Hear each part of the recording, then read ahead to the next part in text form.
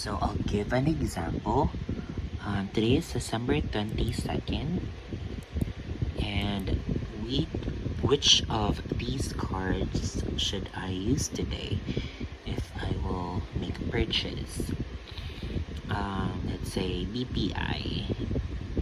For BPI, the statement date is the 29th of the 29th of the previous month to the 28th of the current month.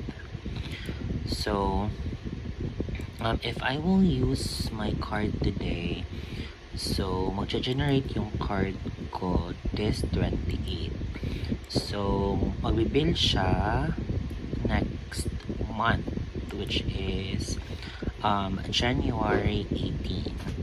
Do you think this is the best card that I will use today? No, it's not the best card to use today because magbibill na siya next month. So I have here other cards. I have cards from PNB, HSBC, Ian Bank, China Bank, Atome, and Landers, which is my partnership sila with Maya.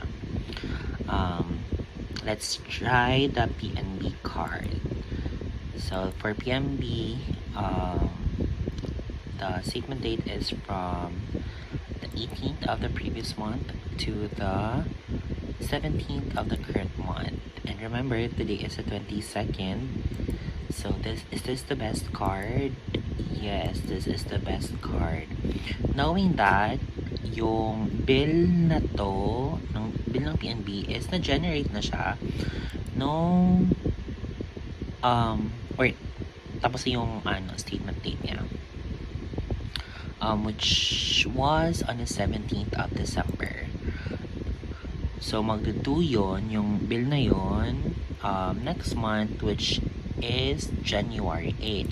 So since today is December 22nd, if gagamitin ko siya, parang na siya, December 18 to January 17. Gets? Sana gets nyo.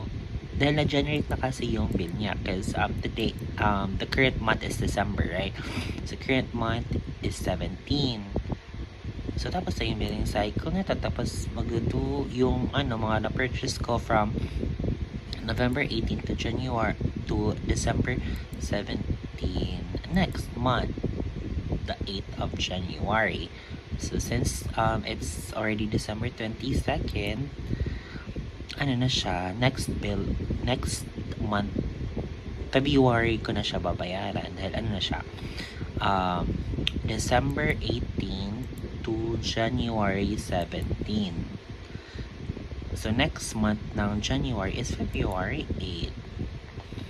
So this is the best card that I will use.